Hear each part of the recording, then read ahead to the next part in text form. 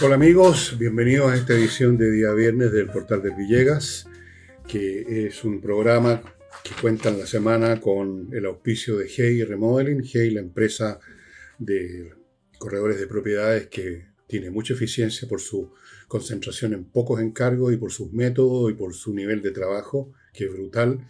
Y Remodeling, que es una empresa de remodelación que se encarga de cambiar o mejorar pisos, pintura, muebles de cocina, en fin, tienen arquitectos para otras cosas, tienen pintores profesionales, mueblistas, puros profesionales para un trabajo bien hecho y garantizado por una empresa seria. Las dos empresas, Hey y Remodeling, son de los mismos dueños, hay una relación y yo conozco cómo funcionan y son efectivamente muy eficientes. Y les quiero recordar, amigos, para quienes están pensando en cómo amononar un evento corporativo o un matrimonio o un cumpleaños incluso, que existe un sitio flamencas.cl donde ustedes se pueden poner en contacto con artistas del flamenco de Chile que están disponibles para hacer un espectáculo precioso en ese evento, en ese matrimonio, etcétera. Ellos ponen todo el equipo necesario, el tablado donde bailan, en los equipos de música. Ustedes no se tienen que preocupar de nada, salvo entrar en contacto en flamencas.cl. Bueno, me parece a mí que la última noticia política que vale la pena comentar es la decisión del del presidente de la República de retirar los agregados militares de Chile que estaban en Israel, en la embajada chilena en Israel. Lo cual es un evento más en que el señor presidente de la República, el excelentísimo señor presidente de la República, siguiendo sus gustos, su ideología, las presiones que recibe del mundillo étnico-político que lo rodea, toma actitudes que arrastran a todo un país, no a una coalición, no a un dirigente político, no a un partido, a un país entero, a una situación. Y resulta bastante, yo diría, surrealista que una persona tan mediana, tan intelectualmente ahí nomás, o sea, menos que ahí nomás, un mero dirigente escolar que sigue siendo en su espíritu dirigente escolar, sin embargo, por el cargo que ocupa y por la gente que lo rodea, sea capaz de arrastrar a todo un país a una situación difícil.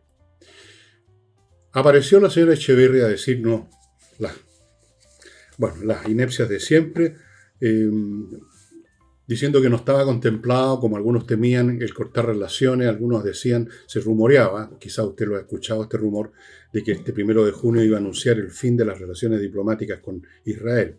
Echeverri salió a decir que no estaba eso contemplado, que ni siquiera está contemplado el terminar las relaciones militares, los contratos con empresas israelitas en términos para la defensa de Chile, sino que se limitaba a esto, algo así como un gesto. Están haciéndole un gesto de amoroso a los Jadwe y a otros por el estilo, me imagino. Pero esos gestos son mucho más que un gesto, tienen consecuencias que van más allá de un gesto. Si el señor Boric, la señora Echeverri y todos los demás de esta patota de medianías que están en el gobierno creen que esto va a quedar ahí nomás, están más equivocados que no sé qué. Miren lo que está pasando lo que les dije que iba a ocurrir, con la visa Viber. Me llegó ayer un WhatsApp que se los voy a leer textual, no voy a decir de parte de quién, y voy a algunas cosas, no voy a dar la identidad. A propósito de la Viber, me dicen, el sábado me dijeron de la empresa XX, una aerolínea que funciona, por supuesto, en el aeropuerto, que desde el año pasado un promedio de 15 a 20 personas diariamente pierden su vuelo a Estados Unidos por este motivo. Y me cuenta, esta misma persona luego me da detalles. Dice, un hijo con su Viber y la de su señora, aprobadas 15 días antes, compró vuelos, hoteles y un mini crucero. El día antes de salir les llegó el aviso que la visa quedaba rechazada sin derecho a pataleo de ninguna especie. Perdió toda la plata invertida. Eso está empezando a ocurrir y va a ocurrir más y más y más.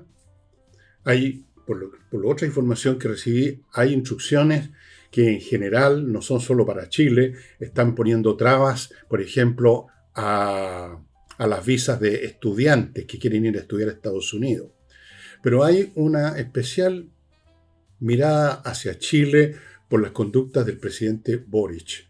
en foros internacionales, en que creyéndose un líder mundial, y ni siquiera es un líder nacional, ni siquiera es un líder de su coalición, la verdad, lo tienen ahí de adorno, es el que fue elegido, es el que les sirvió, pero ustedes vieron en esos WhatsApp o comunicaciones que se filtraron cómo lo tratan militantes del PC y otras partes. Eso yo lo sabía, se los dije muchas veces, que me contaban cómo lo miraban a huevo. Pero él se cree otra cosa, anda sacando pecho, se cree líder mundial, cree que el planeta va a seguir sus lineamientos, que es uno de los iluminados que va a conducir al globo. Y ha hecho comentarios, imputaciones contra Estados Unidos, contra Israel, por supuesto, contra Netanyahu, contra quien se le pone por delante. Y tiene un embajador, el señor Valdés, que brilla por su falta de inteligencia. Tiene del aire pomposo los diplomáticos, pero eso es todo, es una cáscara vacía. También sus conductas antes y durante la campaña presidencial en Estados Unidos, tratando a Trump de protofascista, convirtiéndose en partidario y asistiendo a los eventos de Kamala Harris. O sea, pura idiotez. Entonces, si acaso el Departamento de Estado está poniendo con problemas a mucha gente con la llegada a Estados Unidos, de luego estudiantes chinos, los están empezando a echar en masa. Y la razón es que hay muchos estudiantes chinos que empiezan a actuar como espías del Partido Comunista Chino en Estados Unidos, a lo que puedan agarrar. A veces serán cosas insignificantes, otras no. Entonces, en medio de esta política general con los extranjeros, esta política de controlar la entrada de todo tipo al país, no solo de los inmigrantes que llegan y se tratan de colar por la frontera, sino que los que llegan con visa, en medio de todo ese océano, el caso chileno tiene una particular atención en el Departamento de Estado, porque no le gusta para nada al señor Valdés, no le gusta para nada al señor Boric, consideran que este es un gobierno marxistoide, comunistoide, con tufo izquierdismo putrefacto, así lo estoy repitiendo palabras que, bueno, no importa de dónde las encuentro, quién me las manda, quién es la persona que me cuenta cosas desde otras partes del mundo. Así que esto va a continuar, estimados amigos, y espérense otras cosas también. ¿Tendrá razón Trump o no? Lo dejo de lado, el hecho de si tiene razón, si está exagerando, si está pasándose de la raya, si es qué sé yo. Estoy diciendo nomás lo que está ocurriendo y lo que va a ocurrir, nada más. Punto, no evalúo. Evalúen ustedes, culpen a quien quieran, responsabilicen a quien quieran, pero yo creo que la responsabilidad principal cae en el presidente de la República. Precisamente porque Trump, es como es, precisamente por eso hay que tener más cuidado. Pero no, ahí tenía que venir el Perla, digamos, a hacer declaraciones de todo orden votado a macanudo. Es un tipo votado a macanudo. Y no es macanudo, si ese es lo triste del asunto. Bueno, así es que no va a romper relaciones con Israel. Probablemente no creo que se atreva tanto. Pero ya con lo que hizo es bastante serio. Las relaciones militares con Israel son muy importantes. No les en la prensa aparecen hoy día el detalle que se remonta a los años 70 o antes, en que empezó Chile a fortalecer su defensa en momentos difíciles, además, casi cuando tuvimos conflicto con Argentina.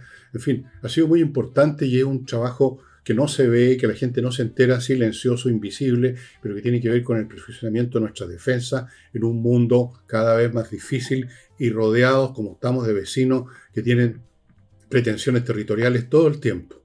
Argentina, Perú y Bolivia, todo el tiempo tenemos, con espacios de tregua, digamos, tenemos problemas fronterizos. ¿No es así?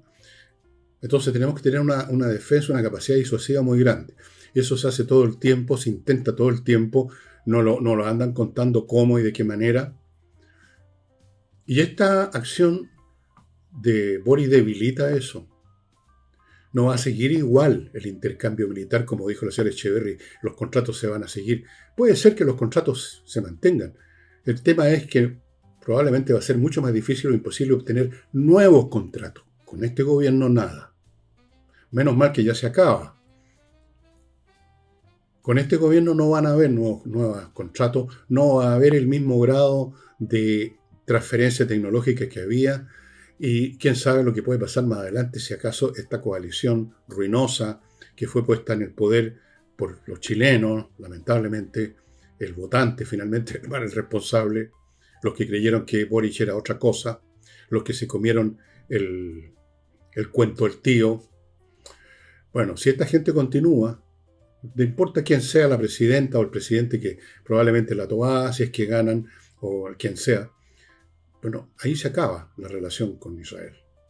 Se acaba la relación o se mantiene en un nivel que no nos sirve. En materia, por ejemplo, de transferencia tecnológica, no basta con que estén dispuestos a vendernos una pistola. Es un tema mucho más sofisticado que está basado en confianza mutua de que te voy a transferir entonces el 100% de mi tecnología y no solo un poquito. Los países que venden armamento, estimados amigos, no venden el avión, el barco, el cañón o el tanque, venden un sistema de armas. Aparte de la pieza física, es toda la tecnología, la mantención, los updates de la electrónica, de todos los sistemas de armas, que es muy importante. Y esa parte, sobre todo, la inteligencia y la electrónica, tiene distintos grados. Por ejemplo, cuando Estados Unidos vende aviones de combate, y los aviones de combate, según quien los compra, no van todos igualmente equipados al 100% con la última tecnología que tienen los fabricantes de ese avión. Se guardan tecnologías para ellos. Bueno, es complicado, pero el señor Boris no pensó en eso, no sé en qué piensa. Si se deja arrastrar, como todos los de su generación, por esta mezcla ruinosa de ignorancia, ideologismo, temperamento y tontería pura y simple, un tema de coeficiente intelectual, supongo, nada más. Bien, rápidamente, amigos, les cuento de Oxibiota. Ya saben, este polvito que se mezcla con agua se convierte en una colonia de bacterias aeróbicas y con ello usted elimina de raíz los malos olores, ya sea virtiéndolo en los fregaderos, qué sé yo, vaporizándolo en superficie, y está siendo comprado por muchos restaurantes. Y ahora hay una oferta de 10 sobres con un descuento muy grande en oxibiota.cl. Entren a mirar. Sigo con Lomas de Millaray. Quedan todavía algunas parcelas, todas con electricidad, agua y red de internet, fibra óptica. Y están esperándolo en la región más linda de Chile, en la región de los lagos, para que usted cambie no solo de vivienda, sino que de modo de vida. Sigo con Neuromed Lab, es un laboratorio chileno, gestionado por científicos chilenos, que entrega dos productos que yo les he mostrado. Uno es Tau Plus y el otro es Neuro 300. Los dos realzan, fortalecen, elevan, en un caso los procesos cognitivos, en otro la salud, la vitalidad en general, la libido, lo cual incluye, sí, el departamento sexual, digamos, no instantáneamente, por supuesto, como algunos podrían esperar, eso, la magia no existe en estas cosas. Los dos productos se pueden tomar sin ningún problema, se pueden comprar sin receta, son productos naturales generados en Chile y usted los puede comprar en el laboratorio, en Neuromed Lab o en Mercado Libre. ¿Usted los está tomando, señor Villegas? Sí, los estoy tomando todos los días, los dos productos, y lo he hecho una máquina para producir. Estoy como escribiendo 6 libros al mismo tiempo, aunque ustedes no lo crean. Se los podría mostrar uno por uno en mi computadora que tengo acá. Bien, sigo y termino con Fastmark, empresa de carga internacional chilena que le trae a empresas, a particulares, a quien sea, grandes cargas, pequeñas cargas, desde Estados Unidos a nuestro país con eficiencia y diligencia.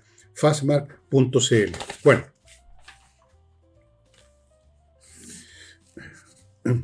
a la pasadita les cuento, hace tiempo que no les hacía un update de la guerra ruso-ucraniana, un update, digamos, en el campo de batalla, no el tema político de las supuestas conversaciones de paz que no van a ninguna parte. Bueno, en el campo puramente militar, Rusia está en unos días más, yo diría en una semana, considerando la tasa de bajas diarias, está llegando al 1.000.000 de bajas. No todos muertos, por supuesto.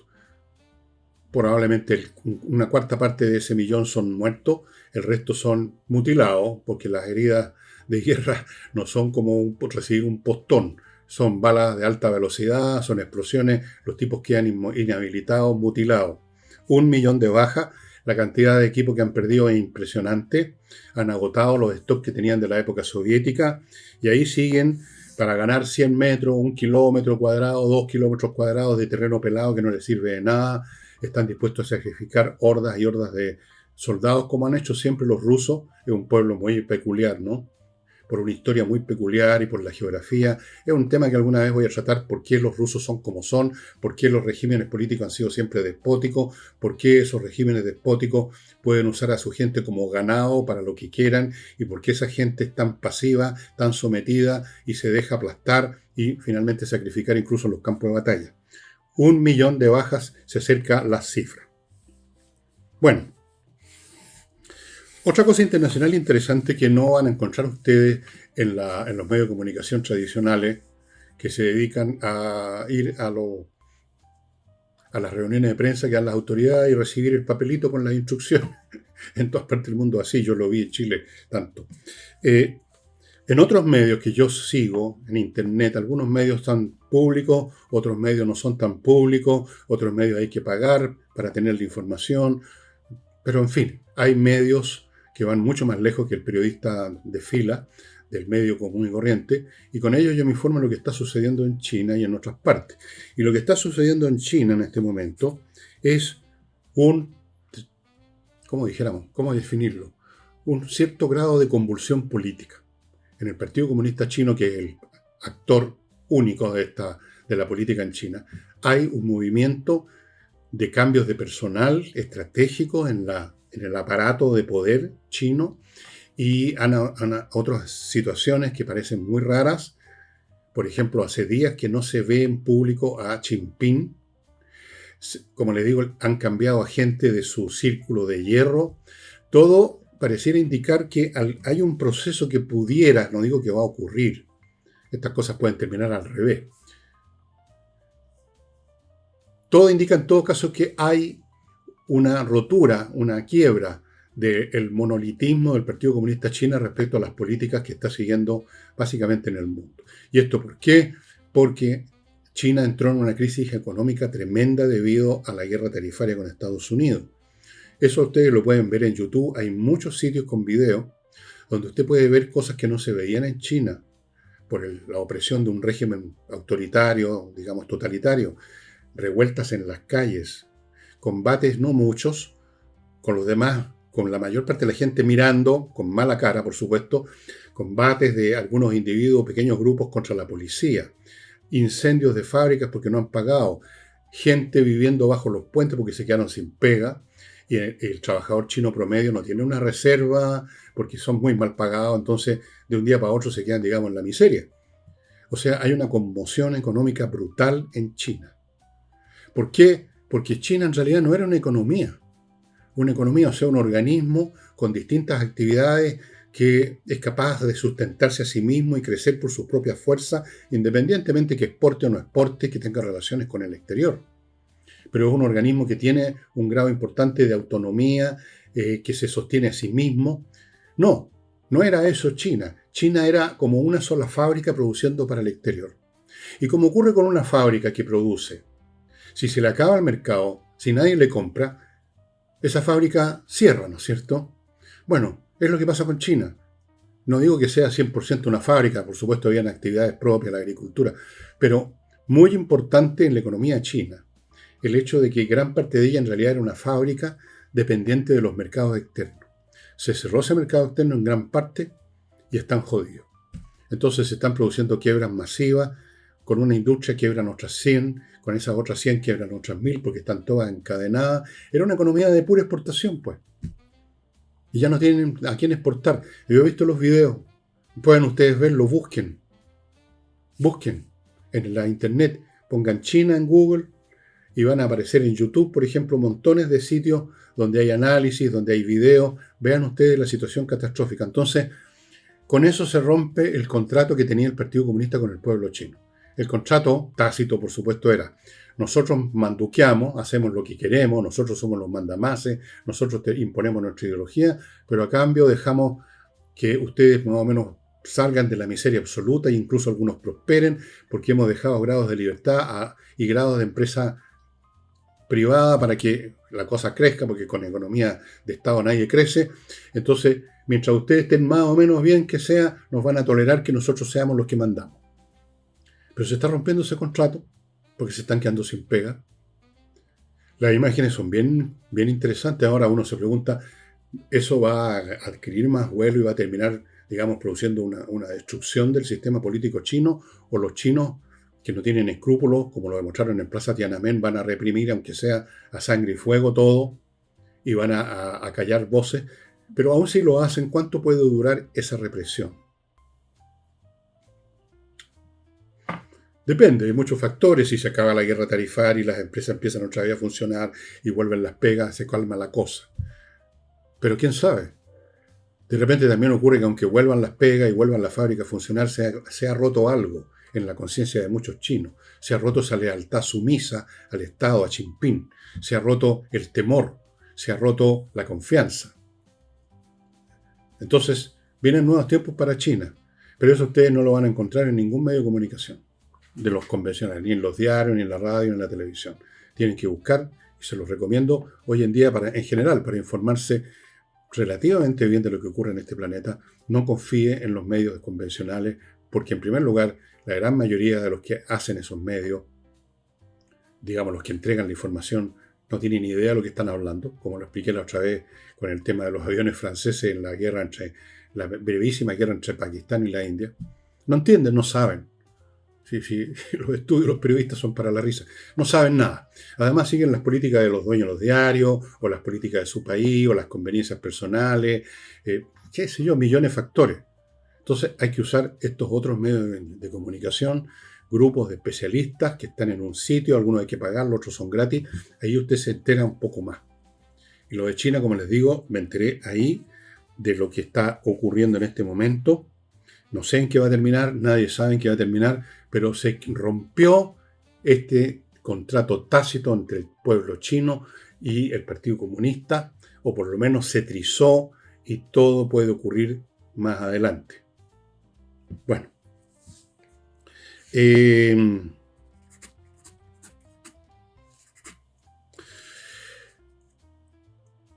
jefe de la billetera fiscal, como dicen a propósito los periodistas, pues no pueden dejar de usar clichés, no pueden decir el ministro de Hacienda, sino que el jefe de la billetera fiscal, así como no pueden decir dólar, sino que tienen que decir el billete verde, así como no pueden decir baleo, sino que va una espectacular balacera, así como no pueden, siempre son clichés. Bueno, entonces el jefe de la billetera fiscal lamentó que el desempleo aumentó y está en este momento, según el Instituto Nacional de Estadística, en un 8,8%. Y luego agregó una frase: estas cifras son más débiles de lo que uno esperaría. Yo no sé si a ustedes no les parece raro este lenguaje, los lamentos y las esperanzas. Yo pensaba que un jefe de la billetera fiscal, voy a terminar hablando como los periodistas, el jefe de la billetera fiscal no está para tener esperanzas, para esperar o para lamentarse. Está para tomar medidas. Pero el señor Marcel, que de ya de economista no tiene nada y de político tiene mucho, cae en estas conductas, expresar sentimientos. No hace mucho, acuérdense, había una cifra de crecimiento que en vez de ser, como esperaba el mercado, pongamos el 1%, era el 1,1%. O sea, nada. Y apareció diciendo que estábamos en la senda del crecimiento. Tratando de insinuar, además, proyectándole que eso era gracias a la acción de él, del gobierno.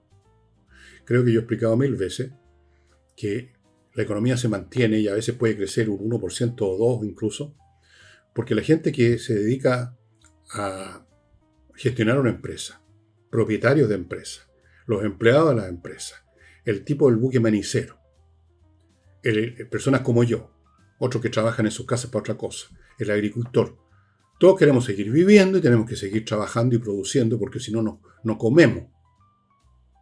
Y entonces la economía no se derrumba, así como así. En cualquier situación, incluso en estados de guerra absoluto, las economías, aunque sea con las bombas cayendo por el techo, siguen funcionando porque la gente tiene que seguir viviendo. Eso no es mérito del gobierno. Los méritos de los gobiernos son cuando esa actividad necesaria es capaz de producir además un excedente creciente, cosa que no solamente podamos sobrevivir, sino que podamos vivir mejor, podamos tener esperanza que el próximo año, el próximo quinquenio siquiera, nuestros hijos, nuestros nietos van a estar mejor, nosotros vamos a estar mejor. No es cuestión de simplemente sobrevivir. Y crecer un 1% es meramente sobrevivir. Es una oscilación estadística. No es un sendero de crecimiento. Bueno, eso es cuando habló del crecimiento. Ahora hablando, como digo, de que aumentó, que hay cosas que aumentan en este país. Pues aumentan las quiebras, aumenta la permisología y aumenta la cesantía. Como aumentó, entonces lo lamento. No esperaban esto. Son cifras más débiles de lo que uno esperaría. De lo que uno esperaría. He ahí el ministro de Hacienda, el jefe de la billetera fiscal, una vez más mostrando que es un inepto, quizás no tanto porque sea personalmente un inepto en materia económica, probablemente no. Probablemente algo sabrá. Por últimos años se desempeñó como tal. No, se convirtió en inepto por ser parte de este gobierno, porque incluso puedo imaginar, voy a ponerme positivo, puedo imaginarme a Marcel queriendo hacer un montón de cosas. Por ejemplo, partiendo en dos la permisología, porque ya se ha llegado a extremos ya, digamos, de caricatura. Pero se lo impiden, porque está en medio de un gobierno ideológico, con una ideología tonta y obsoleta. Entonces no puede hacer lo que querría. Entonces lo único que puede hacer es esto de salir a hacer declaraciones como son cifras más débiles de lo que uno esperaría. Cuando lo que uno esperaría, ahora lo que los ciudadanos esperarían, es que trabaje para que las cifras sean fuertes en crecimiento y débiles en desempleo, no débiles en empleo. Uno esperaría que trabaje, no que haga declaraciones donde ponga su corazón en la mano, muestre su corazón y diga que está apenado, lamentándose porque creció el desempleo. No nos sirve eso. Bueno, evidentemente quien puede hacer otra cosa tampoco este hombre. Yo trato de entenderlo ahora, me estoy poniendo, digamos, he vuelto a mi cristianismo, me parece, me estoy poniendo caritativo. A lo mejor este hombre tendría todo un plan para hacer crecer el país, pero no puede, porque está metido en este gobierno, y a este gobierno el crecimiento le importa eso, a eso le importa el crecimiento. Ellos quieren el poder, ellos quieren las transformaciones profundas, ellos quieren el hombre nuevo, ellos quieren el estado de bienestar, ellos quieren todas esas cosas y sobre todo quieren seguir en el poder, forrándose los bolsillos, porque esto no es gratis, amigo. Aquí no hay nadie en el gobierno central que se meta al mes menos de 2 palos. Estoy poniéndome en los casos de los niveles más bajos. Las cosas van a 6, 7, 10, 12 palos. El desarrollo económico, ¿qué es eso? O sea, además no saben del asunto. Y en ese mundo está metido Marcel. Así que lo único que le queda es salir a lamentarse, que habría esperado mejores cifras. Y a propósito de gente y el manejo del dinero de esta gente, que ya todos los días aparece una nueva situación, todos los días. Ahora resulta que el señor delegado, el gobernador regional de la región metropolitana, el señor Orrego, está presentando una demanda contra la aseguradora Asgor, porque la aseguradora Asgor, según Orrego, debiera pagarle al Estado, digamos, a la gobernación metropolitana, que sea, 1.000 millones de pesos, por cuanto no cumplió con lo que tenía que cumplir, porque no ejecutaron lo que tenían que ejecutar, el proyecto de prevención del suicidio.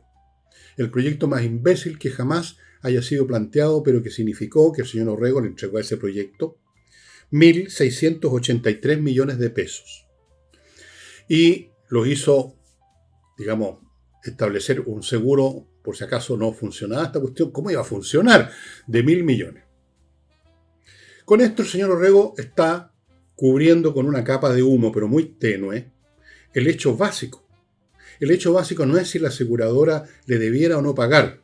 La aseguradora dicen que están esperando una resolución de la justicia a ver si corresponde ese pago. Si corresponde, tienen la plata, dicen y van a pagar. Si no corresponde, no.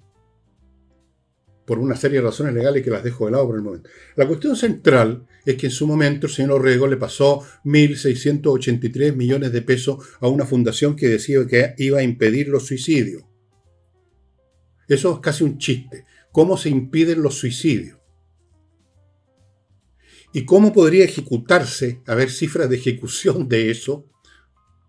Cuando, si efectivamente, vamos a ponernos en un caso también benévolo, pongamos por caso que esta fundación logró impedir un suicidio, o 10 suicidios, o 100 suicidios. Bueno, un no evento no queda registrado, ¿no? ¿Cómo se registra? Un suicidio se registra. Es un hecho policial, familiar, una tragedia. Aparece en los diarios la noticia, se suicidó tal persona, se tiró por la ventana. Es un hecho.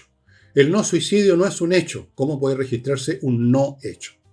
Pero dejemos esa parte lógica que el señor Orrego probablemente no entiende y vamos a lo central. El señor Orrego entregó 1.683 millones y luego hemos sabido además que parte de estas plata fueron a dar a la campaña del señor Orrego.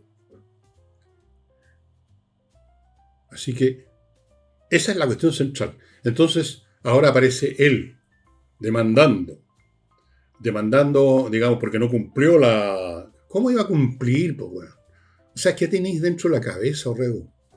¿Qué tienen todos ustedes? ¿Qué toman de desayuno? Que se les derritió el cerebro, que pudieran tener, el ganglio más bien. Una fundación para impedir los suicidios.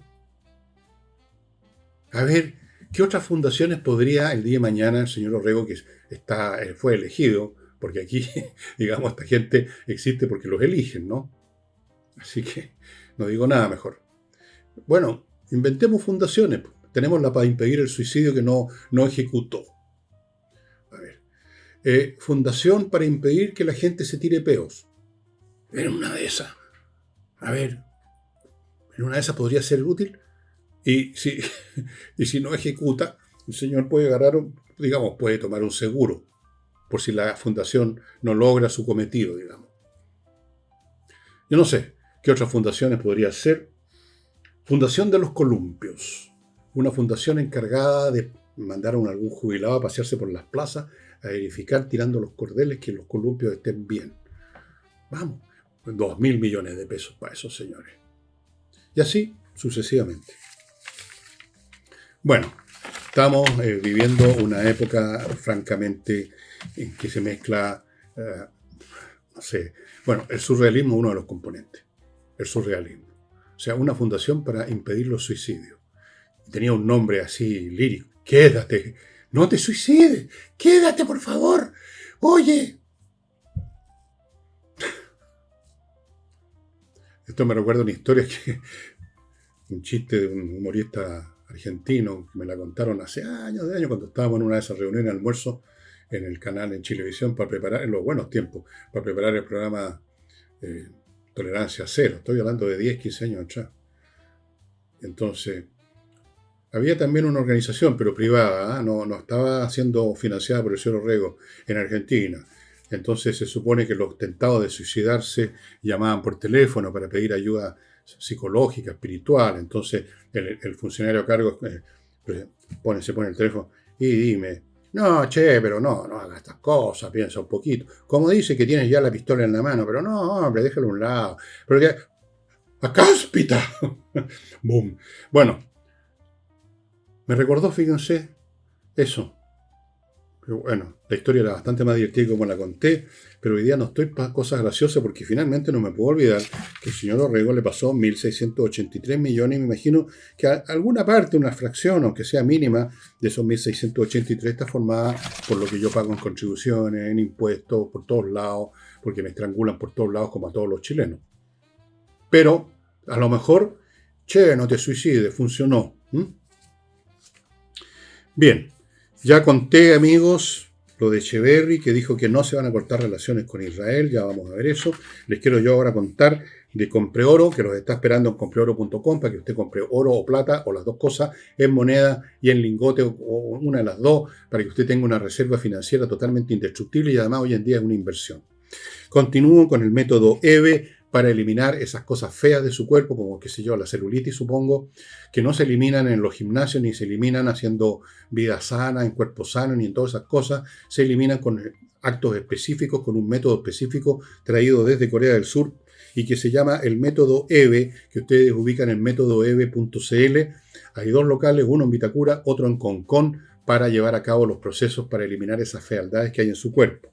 Sigo con Zócalo Comunicaciones, una empresa que hace exactamente eso, comunica eventos que usted ha organizado y quiere darlos a conocer, o incluso le organiza el evento con la comunicación y todo incluido el paquete. Son muy efectivos. Nosotros los conocimos, nos hicieron un evento y funcionó todo perfecto. Zocalocomunicaciones.cl. Sigo con servicios logísticos de ingeniería. Ingenieros que ven la logística de su empresa, detectan las fases en que las cosas están yendo mal, medianamente, con fallas, con pérdidas de plata, de mercadería, de clientes, le dan una solución y le buscan el personal para ejecutar esa solución. Y entrena inglés, profesores de inglés que dan clases online, ahí están los detalles para que usted domine la conversación, hablar y entender.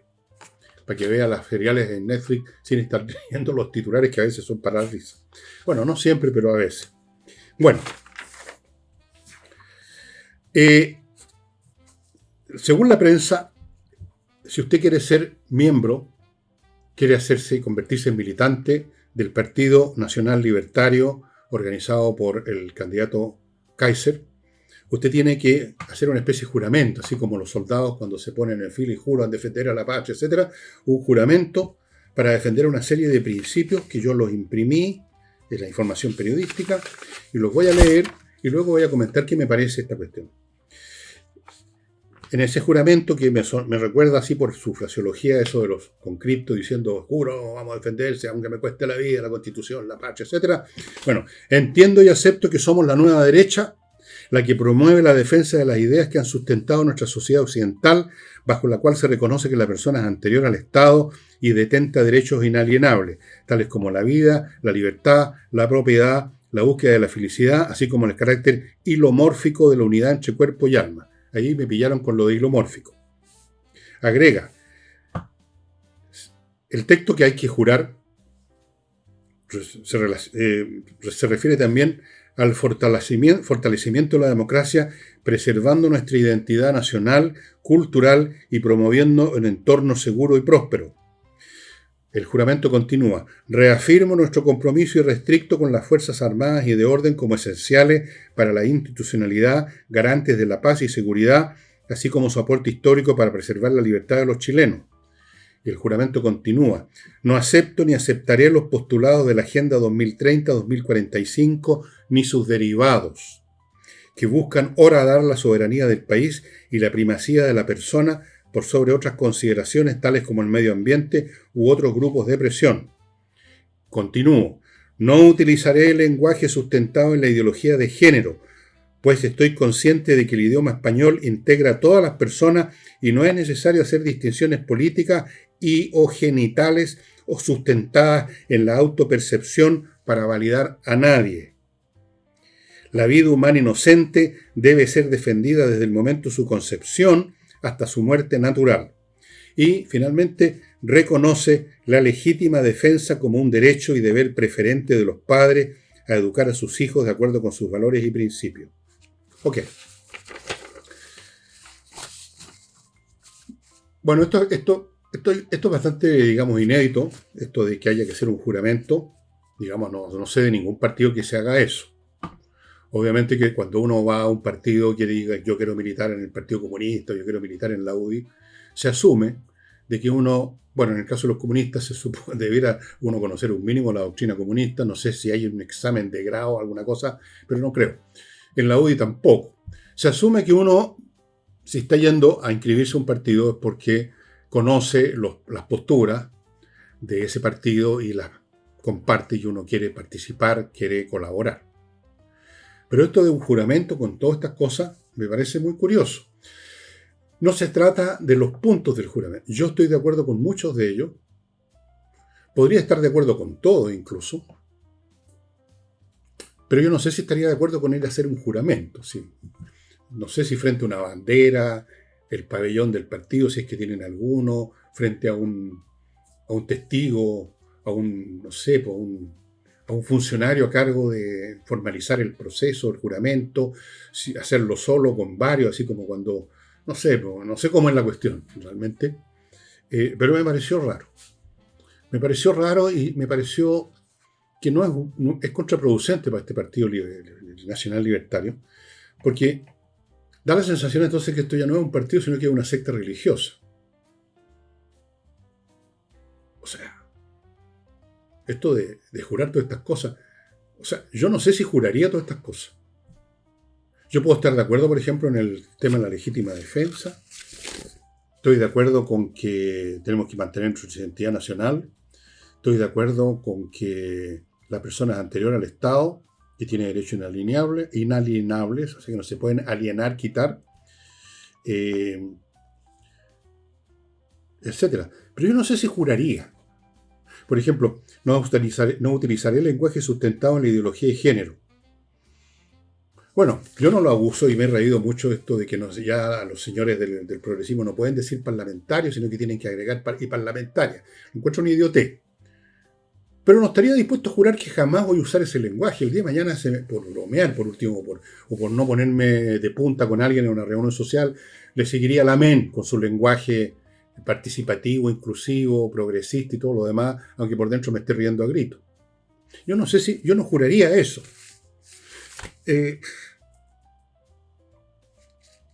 Yo no sé qué juraría de esta cuestión. En nuestro compromiso y respeto con las Fuerzas Armadas y de Orden, por supuesto, puede que lo jurara eso.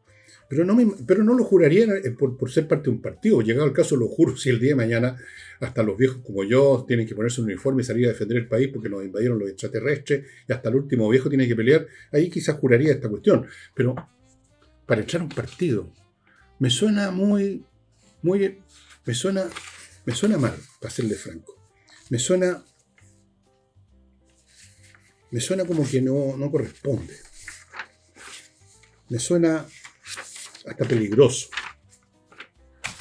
Me suena contraproductivo para el partido. En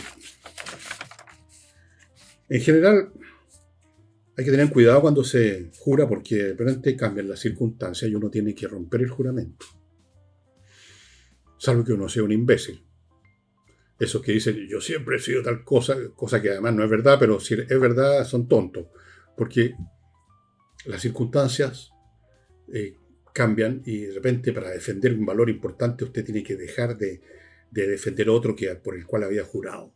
La vida es muy complicada. No es tan sencilla la cuestión. Salvo que como uno sea un fanático, un tonto. Eso sí, eso siguen hasta el final. Que se haga justicia aunque se venga al mundo abajo, ese tipo de gente. Que se imponga el socialismo, digamos, aunque mueran 400 millones de personas porque hay un fin superior. Que siga funcionando el partido a la cabeza del Estado, aunque tengamos que ejecutar a miles de millones de saboteadores. A eso conducen esos principios, esos juramentos, esas posturas tan fijas. Yo nomás me comprometería a hacer mis mejores esfuerzos para algunos de estos puntos, pero yo no juraría. Así que si vienen aquí a tratar de inscribirme para este partido, yo no me inscribiría en ninguno, entre paréntesis. Yo diría que no, por esta pura razón.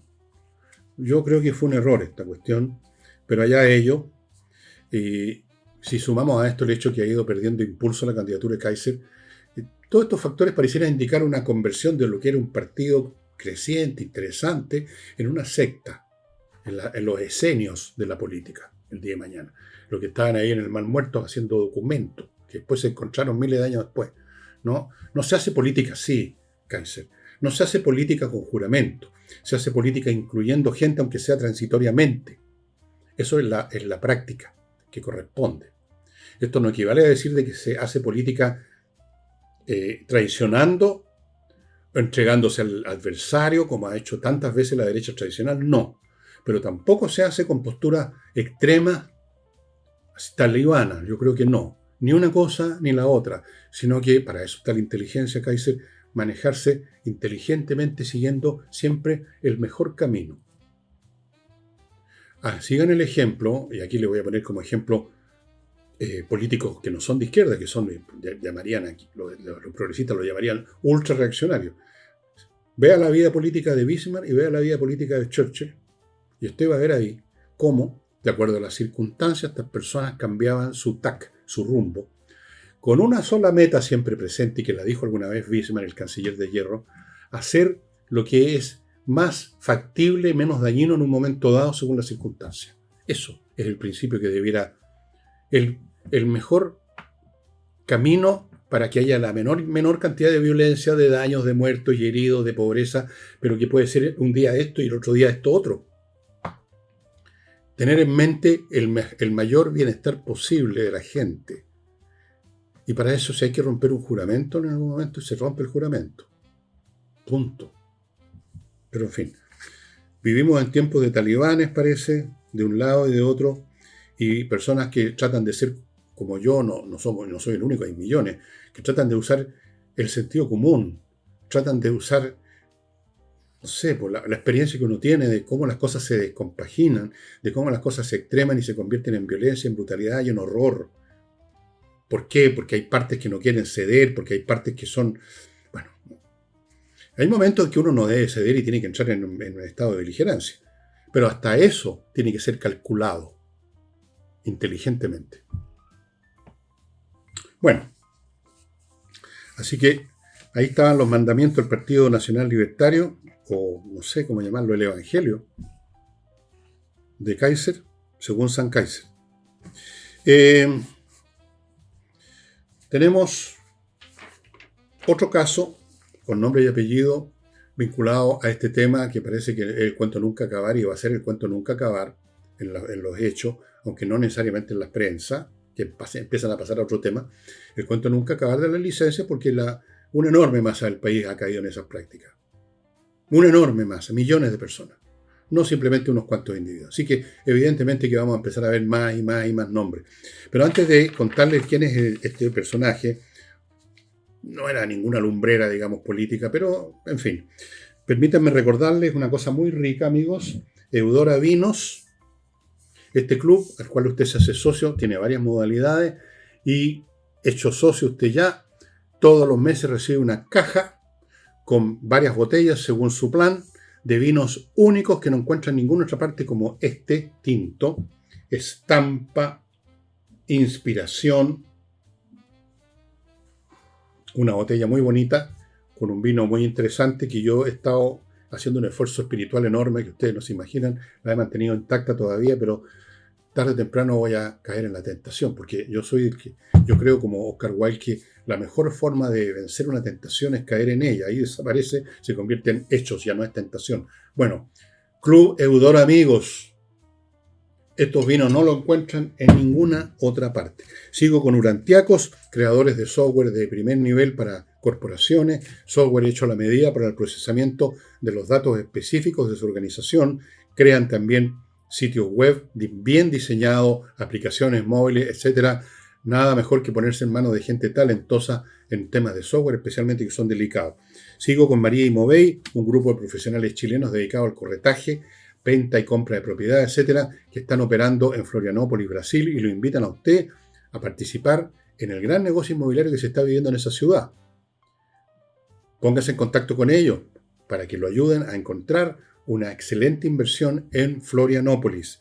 Sigo con Edisur, editorial que tiene un local en Compañía 1025, donde hay libros de grandes autores. Yo les he mostrado, ayer les mostré, los tengo aquí en este montón, libros traídos de España, muy bonitos, con obras en inglés de Jane Austen. El libro físicamente, con tapa dura, con un bonito diseño, el papel cremoso, ricos libros a precios súper accesibles, es una ganga, amigo. Si usted lee a Jane Austen en inglés, como seguramente muchos de ustedes pueden hacerlo, ahí está. Y también tienen a Jane Austen en castellano, en otras ediciones, por supuesto, en Compañía 1025. Y además tienen un sitio, en su sitio web edisur.cl, tienen una sección digital donde usted puede bajar libros a su Kindle, a su tablet, a precios muy reducidos. Bueno, esta persona que apareció, la nueva persona que apareció en este cuento de la licencia, se llama Luz Bermúdez, fue ex delegada presidencial de Magallanes. Yo todavía no sé qué diablo hacen los delegados presidenciales. ¿No se suponía que este país se iba a descentralizar? El regionalismo, la calle del Spa. Bueno. Y, para variar, es de las que salió al extranjero con licencia. Parece ser que la licencia era por un tema psicológico. No sé si psiquiátrico, pero psicológico. Entonces, ella viajó dentro de su proceso de ponerse en buenas condiciones para, abro comillas, alejarse del factor estresante Qué gente más delicada tenemos en este país, que cada momento que hay un problema o cada vez que uno quiere, digamos, dejar de ir a trabajar, uno sufre un problema. Los deprimidos, que estoy con estado depresivo, que estoy con estrés. ¿Estrés de qué si apenas trabajan?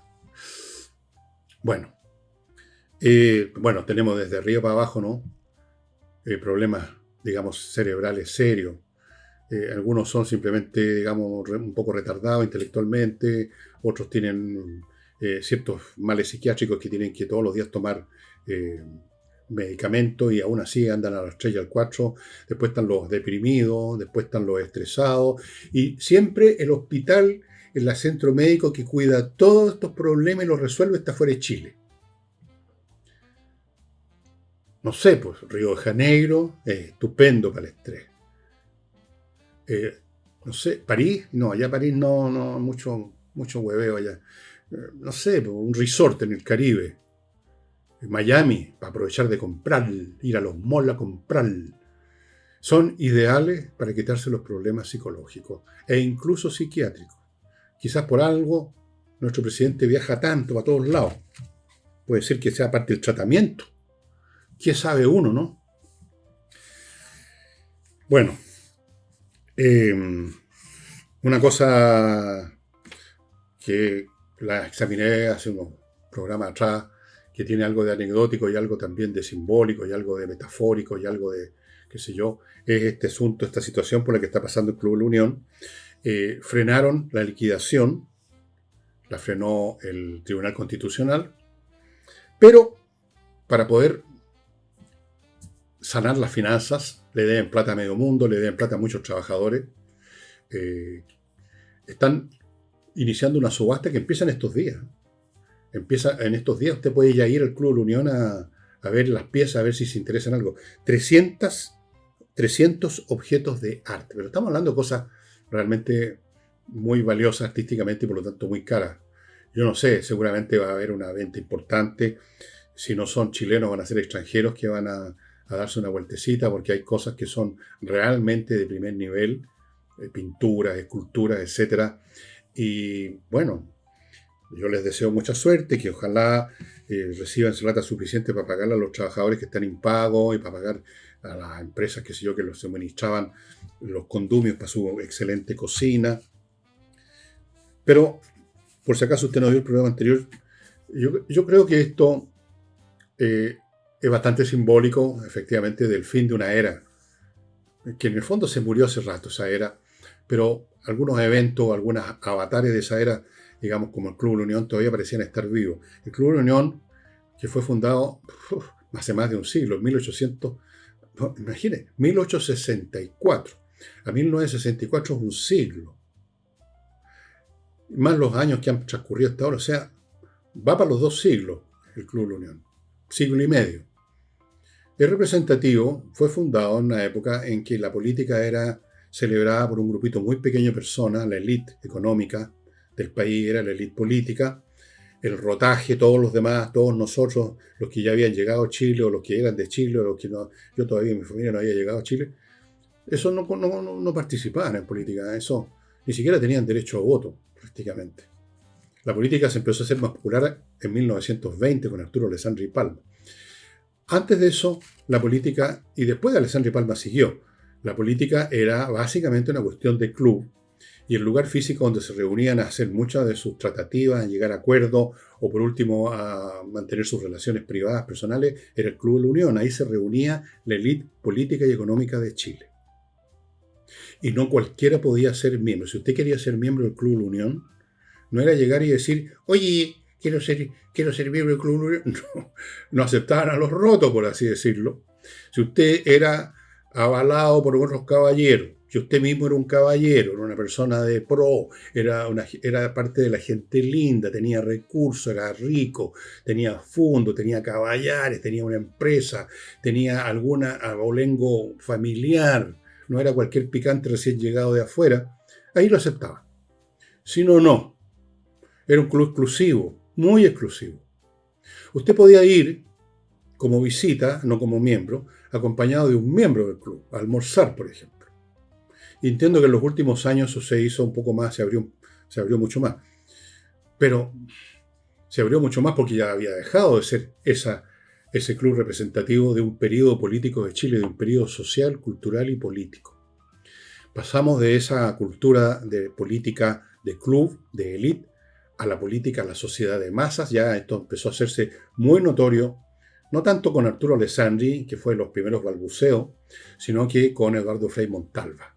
Ahí yo me acuerdo el día en que me di cuenta, yo era cabro, el año 64, cuando fue elegido Eduardo Frei, yo tenía 15 años, y por costumbres que empecé a ver que cambiaban, incluso en la vestimenta de la gente, en la manera de comportarse, me di cuenta que se iniciaba una nueva era, o que se manifestaba en forma más clara lo que ya estaba ocurriendo hacía rato. La sociedad de masas, con cultura de masas y con política de masas. Y eso ahora se exacerbó mucho más, por supuesto. Ahora ya no es simplemente una política de masas, sino que es una política de chusmas muchas veces, de primeras líneas, de energúmeno, de terrorista, de activista, de corrupto. No es simplemente que hay más gente votando, no.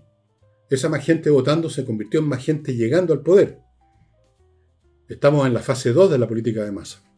Y entonces en ese contexto el Club La Unión empezó a convertirse en una reliquia del pasado. Yo no sé si todavía era un lugar donde iba bastante gente a almorzar, a comer, porque tenían una excelente cocina. Siempre tuvieron una excelente cocina, entiendo que seguía siendo así. Y dicho sea de paso, como anécdota, lo único que ellos dicen que puede ser liquidado por los liquidadores, llegado el caso, es lo que está en la cocina, la cuchillería, no sé, por los hornos, cosas como esas, las baterías, las ollas, pero no la obra de arte. Interesante. Y les voy a contar algo que descubrieron científicos austríacos, que es muy interesante, pero antes de eso, permítanme liquidar el último elemento que tengo acá de publicidad, que hace posible este programa, y a propósito, insto a la gente que ve este programa con frecuencia, incluso algunos todos los días, a que colaboren con nosotros en Patreon o en Flow. Porque las cosas se han puesto bastante complicadas para nosotros y necesitamos su apoyo. Si a usted le gusta el programa, ¿qué le cuesta? Realmente, ¿qué le cuesta? 2, 3, 4, 5 dólares al mes, 3, 4 lucas, nada hoy en día, pero para nosotros, multiplicado por las personas que lo hagan, nos ayuda a mantener, a pagar todo lo que significa hacer funcionar esta cuestión. Si no es gratis.